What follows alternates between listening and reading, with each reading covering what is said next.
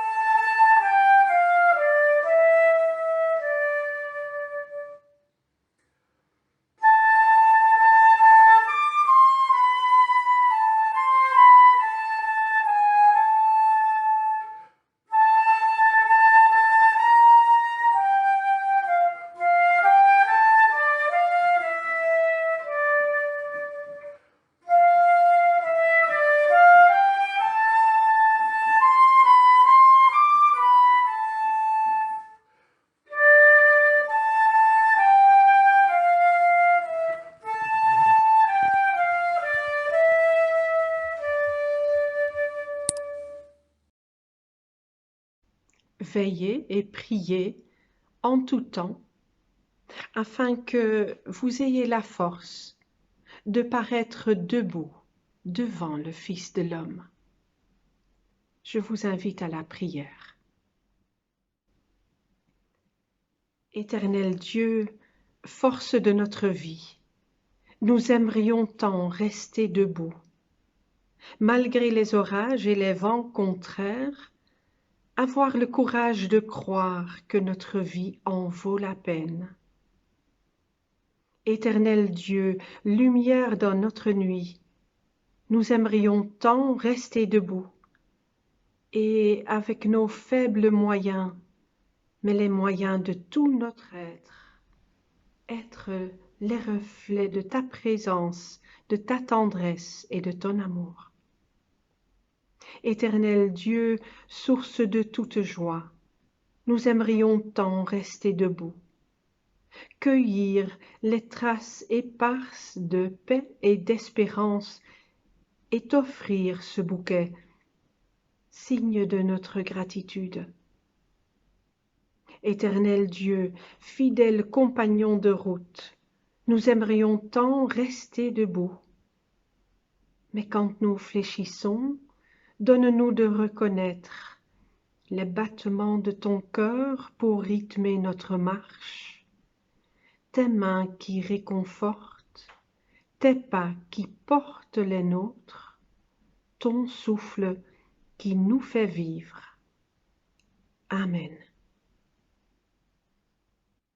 Puissions-nous, chers frères et sœurs, chers amis, toujours nous appuyer sur cette promesse. Et moi, dit Jésus, je suis avec vous tous les jours jusqu'à la fin des temps.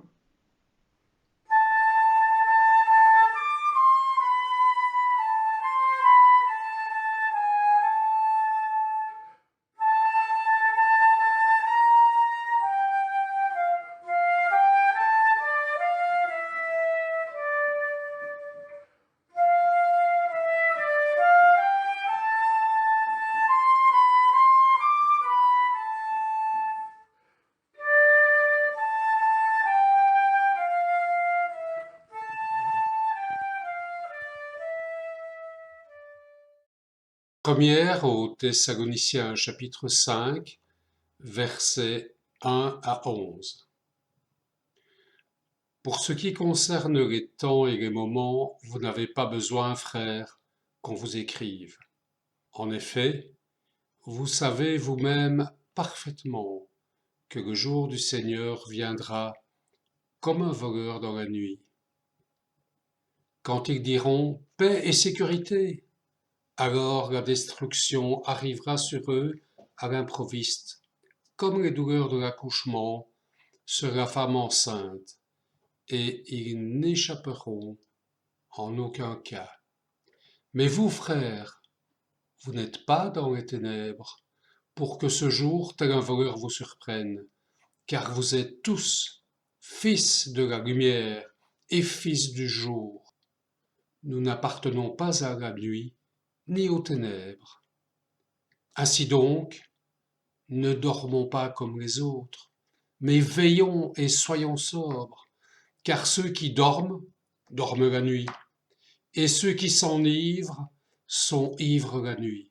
Mais nous qui sommes du jour, soyons sobres, revêtons pour cuirasse la foi et l'amour, et pour casque l'espérance du salut.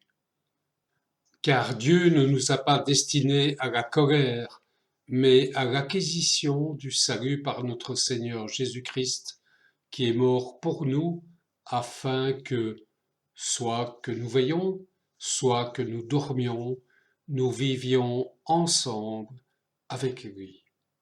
Ainsi donc, encouragez-vous mutuellement et contribuez à la construction de l'autre, comme vous le faites déjà.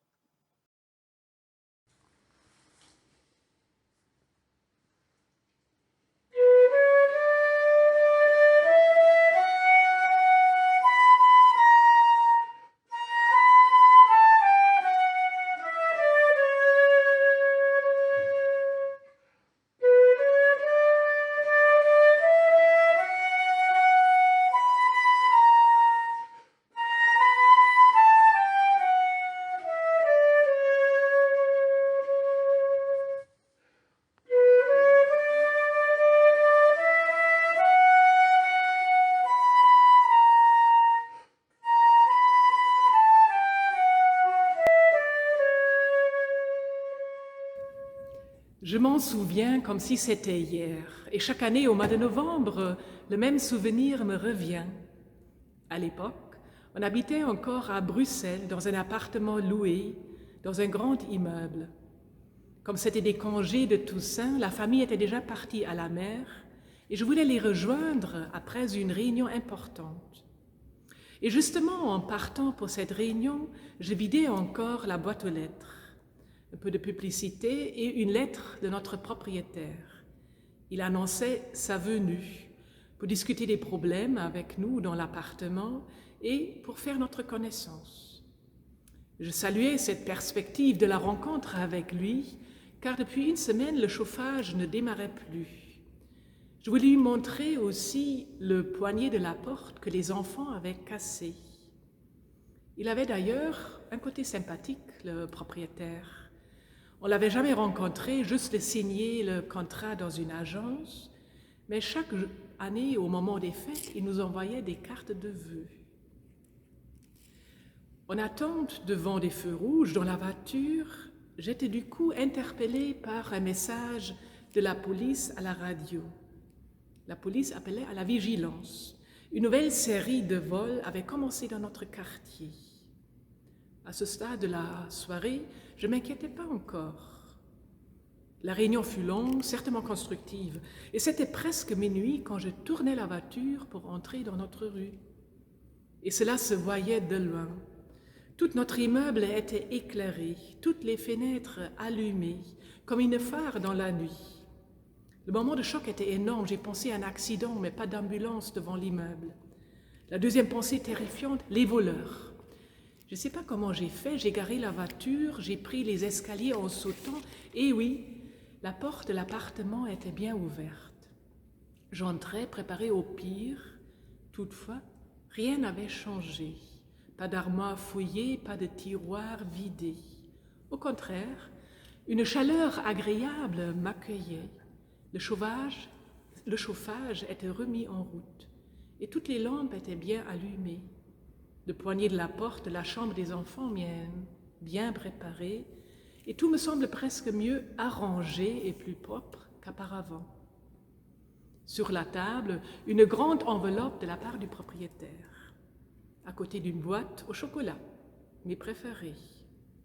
Perturbée, j'ouvrais la lettre du propriétaire. En ce qui concerne les temps et les moments, vous n'avez pas besoin qu'on vous écrive à ce sujet.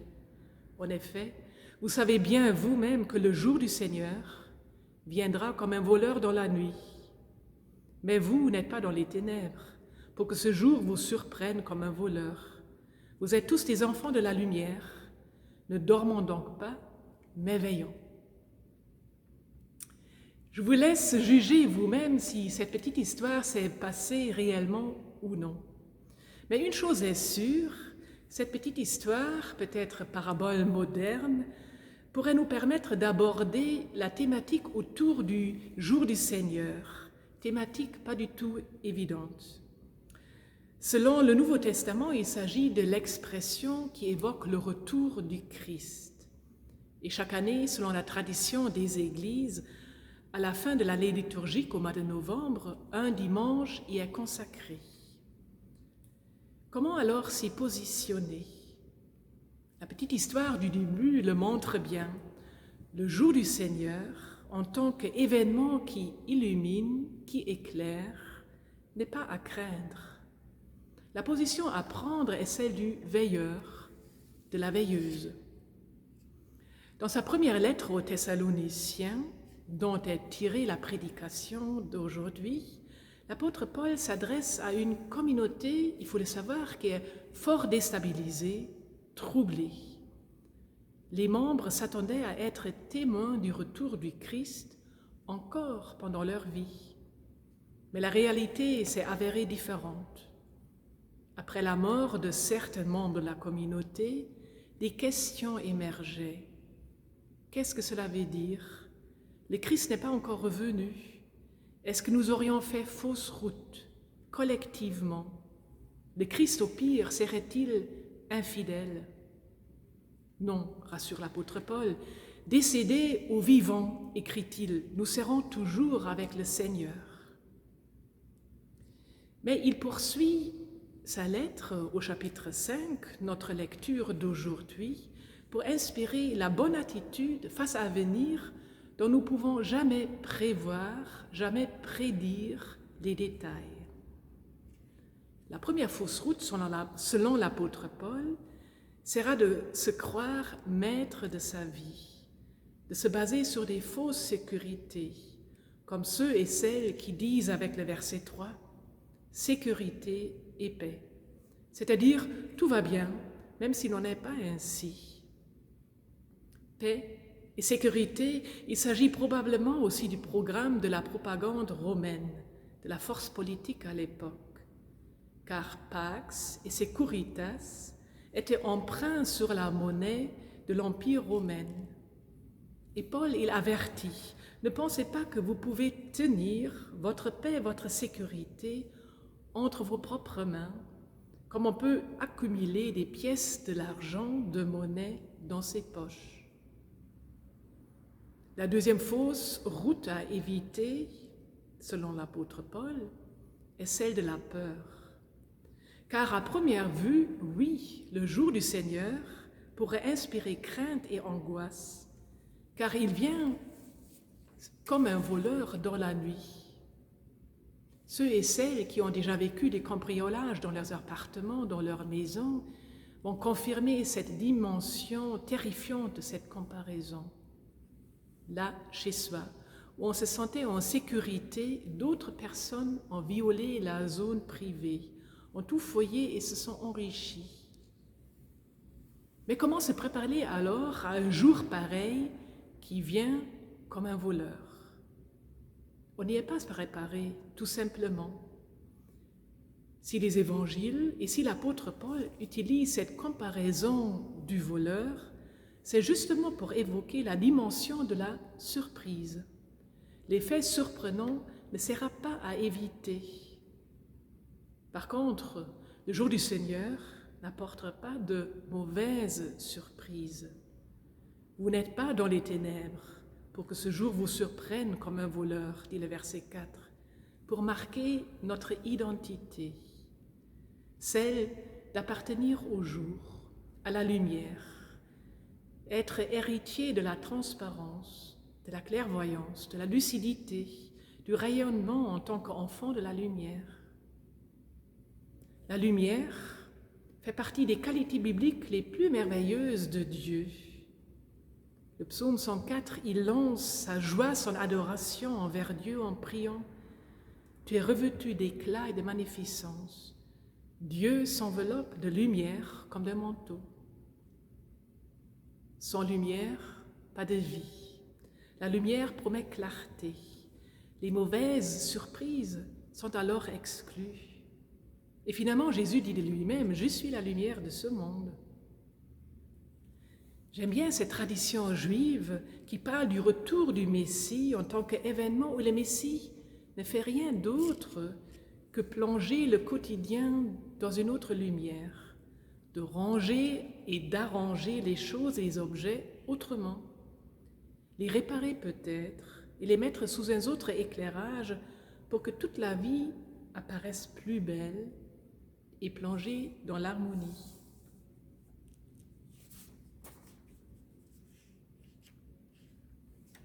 Nous avons écarté deux fausses routes, celle de la peur, celle de la fausse sécurité. Maintenant, nous pouvons nous concentrer sur la bonne attitude à adopter face à l'avenir. De toute façon, introduit l'apôtre Paul le passage, vous n'avez pas besoin qu'on vous écrive au sujet des temps et des moments. Pour dire, le temps de Dieu n'est pas le nôtre. Dans la version grecque, ce passage parle même de tous les aspects du temps, du chronos, c'est-à-dire de la ligne du temps mesurable, des événements, des époques, des siècles qui se suivent, des circonstances, et du kairos, du temps rempli, accompli, du bon moment. En tant qu'humains, nous ne saisissons ni l'un ni l'autre véritablement, ni le temps écoulé, ni le temps rempli et accompli. Lorsque Dieu devient vraiment maître de notre temps, notre relation au temps change. Nous pouvons pleinement vivre le présent comme un cadeau, comme un présent, comme émerveillement face à la vie, en pleine conscience, comme on dit aujourd'hui. Car notre position n'est pas de savoir, à nous de cultiver la disponibilité à la surprise, idéalement positive. Veillons, conclut l'apôtre Paul tout simplement, et le recommande à nous aussi. Veillons, restons éveillés, sans déni, sans aveuglement et sans peur. Les exemples des veilleurs sont nombreux, vous les connaissez. Nous pouvons veiller comme les parents veillent sur la respiration d'un nouveau-né, tout en contemplant sa beauté.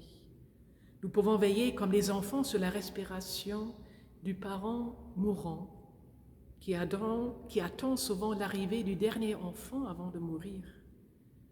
Nous pouvons veiller comme les jardiniers qui veillent sur les plantes, les fleurs, les légumes pour arroser et chasser les oiseaux.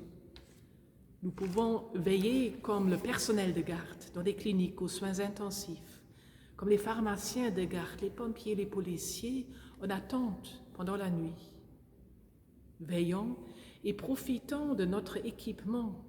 L'apôtre Paul appelle notre équipement la cuirasse d'amour et de foi, casque d'espérance. Oui, en tant que veilleurs sur le présent, nous pouvons puiser dans la confiance, l'amour et l'espérance. Amen.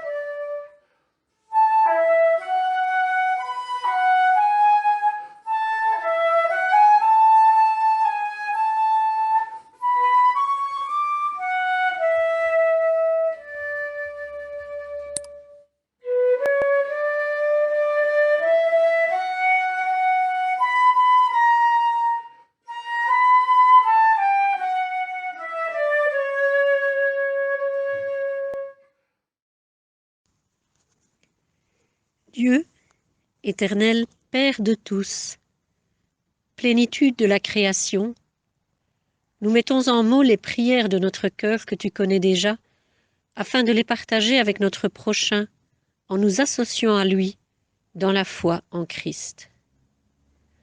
Prends soin de nos familles, au près et au loin. Prends soin de nos proches, nos amis, nos collègues, nos voisins.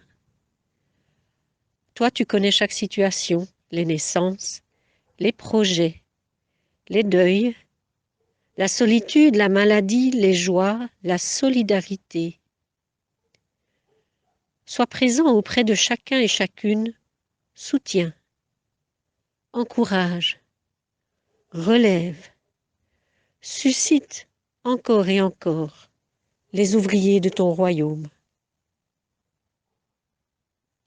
Donne ta sagesse aux puissants et qu'ils aspirent à la paix. Donne ta puissance aux sages, afin qu'ils fassent advenir ta justice.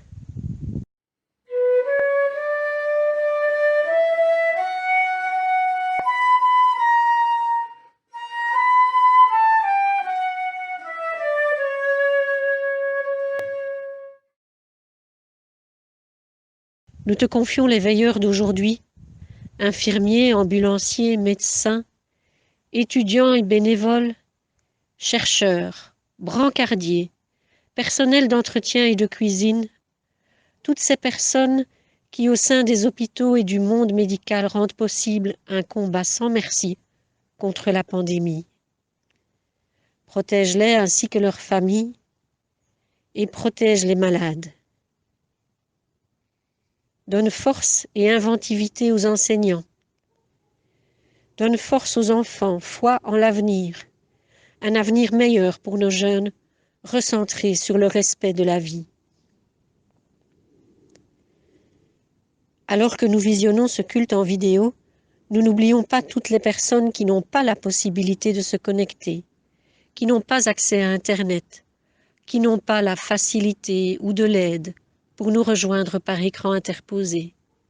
Seigneur, fais de nous des veilleurs pour tous ces gens autour de nous qui se trouvent terriblement isolés. Tu sais les tensions, la violence, la haine que les humains laissent si souvent dégénérer.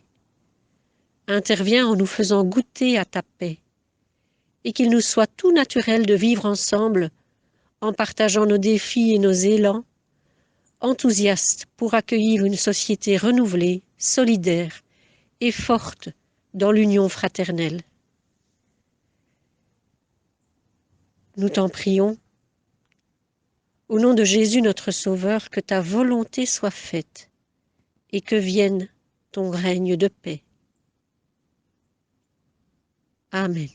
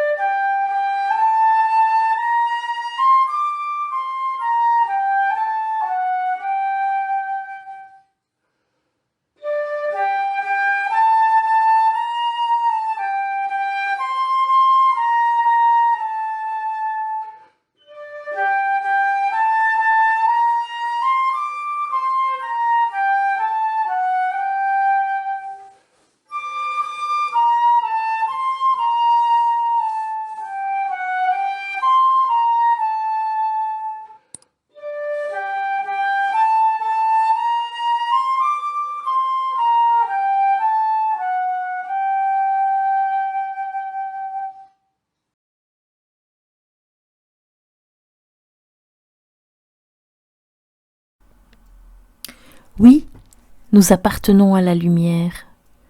Cette promesse n'est pas pour un jour lointain, mais elle est déjà là pour nous aujourd'hui. Qui que nous soyons, quoi que nous soyons, quelles que soient nos racines et nos déracinements, quelles que soient nos blessures et nos forces, quels que soient nos désirs et nos rêves, nous appartenons à la lumière. Et je vous invite à réentendre la bénédiction de la lumière source, Dieu lumière source qui toujours veut demeurer en nous, car nous lui appartenons. Toi, Dieu a soufflé sur ton visage et la lumière brise toutes les portes qui étaient fermées pour t'ouvrir à la présence vive. Dieu souffle sur ta boue pour réveiller ton âme. Alors demeure, demeure souffle, lumière, visage. Visage où Dieu prend chair en toi, par toi, et va en paix.